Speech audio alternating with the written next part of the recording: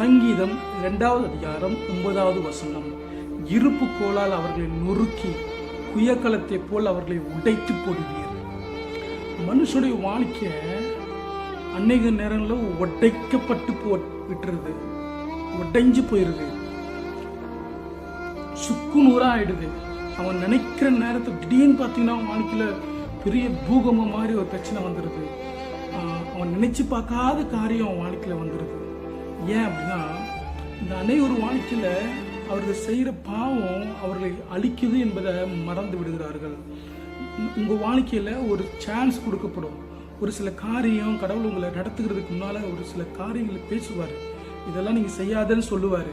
ஆனால் நீங்கள் அதெல்லாம் செய்ததுக்கு அப்புறம் அதனால் வரக்கூடிய அந்த ஃபெயிலியர்ஸை, அந்த அந்த லாஸை உங்களால் பேலன்ஸ் பண்ணவே முடியாத நிலைமைக்குள்ளே வந்து நின்றுவீங்க. இதெல்லாம் என்னென்னா, நம்ம அதிகமாக யாரையோ நம்ம சார்ந்து வாழ்ந்துட்டோம். யார் மேலேயும் நம்முடைய அன்பு அதிகமாக போனதுனால நம்ம இப்போ உடைக்கப்படுறோம்.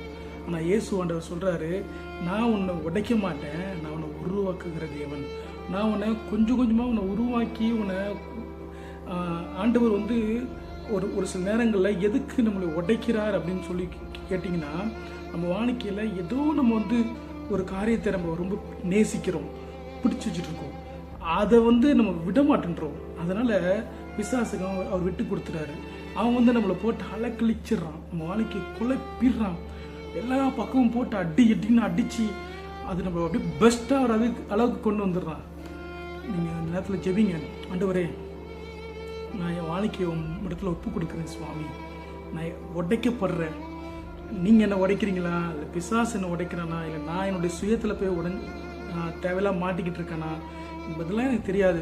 ஆனால் நான் மாட்டிக்கிட்டு இருக்கேன், எனக்கு உதவி செய்யுங்க, ப்ளீஸ் ஹெல்ப் மீ லார்ட் அப்படின்னு சொல்லி நீங்கள் கேளுங்க. Sure god will help you. ஆண்டவர் உங்களை ஹெல்ப் பண்ணுவார், உங்களை உதவி செய்வார்.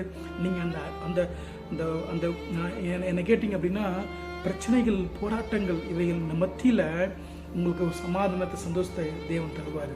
நீங்கள் ஒரு 15 நிமிஷம் 10-20 நிமிஷம் இயேசுவே இந்த பிரச்சனைகள் இருக்குது அப்படின்னு சொல்லி உங்கள் ஜெபம் பண்ணி பாருங்கள். உங்கள் வாழ்க்கையில் அந்த பிரச்சனைக்கான பதில் கண்டிப்பாக கிடைக்கும்.